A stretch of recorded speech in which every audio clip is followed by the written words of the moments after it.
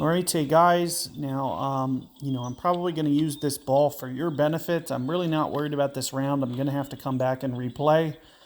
Ideally, I'd like about 5 spin on a win like this. Since I'm 4, since I only have 4, I'm gonna really try to get to the north edge of this second cut of rough. Now, this is how I usually play these. If I can't get a driver, and you got to keep in mind, the only way you can play this is with a fusion, and this is one of the main holes that I'd really like to see them kind of adjust in the game, because what it does is the guys who have fusion, they have a distinct advantage on a hole like this. I can just use my fusion and backspin this, especially if I have fusion 3 or 4, and that's just a shot that guys can't do. So in a headwind like this, I'm forced to do this bump. And that's one of the main reasons that, I'd really like to see them kind of make a modification to make this just a little bit more suitable for all players. Because you'll see the shot that I'm going to do, we're going to go about 2 per ring. We're going to try to get right at the top of that second cut. And again, I do believe this might come up just a hair.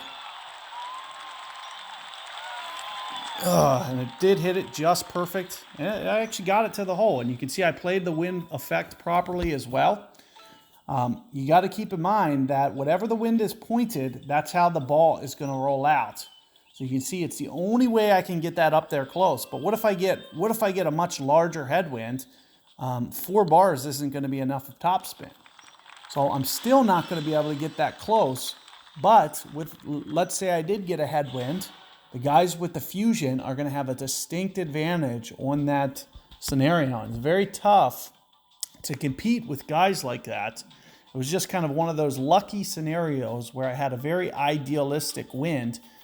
But I had to get very aggressive. Keep in mind, if I missed that second cut there, it's going well long. So it had to just clip that second cut, which it did. So I had to execute that shot to absolute perfection to even give that a chance. It would have been much easier if I had 5 or 6 bars of back topspin with a higher level Viking, so I could back off that edge just a hair. So keep that in mind. Good luck with your progress. Let me know how it goes. If you haven't subscribed yet, feel free to. We threw away only 1 stroke with this round. It's going to be hard for me to get that 20 number, but I'm hoping I can maybe get up there. Worst case scenario, I might be looking at a second, because I can definitely firm up hole 5 where I made that mistake, and I just pitched out. I didn't even try to go for it. So I do believe I can get to the 20 number with maybe 5 more replays. All I'm really going to need is 1 shot to drop.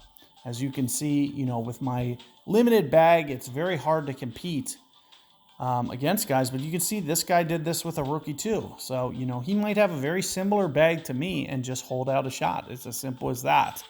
So, it's one of those things where I'm not really seeing, and this guy could have, he could have really anything. He could be like me, because you can see I'm in vet.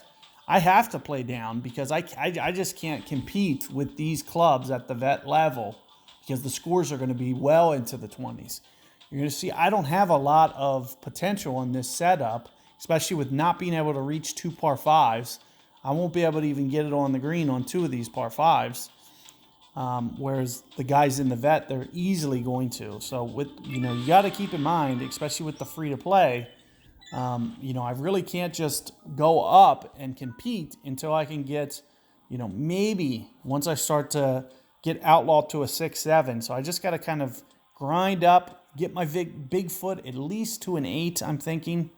Spectra up to a 4. I just really got to just keep grinding this out if I do want to compete at that level.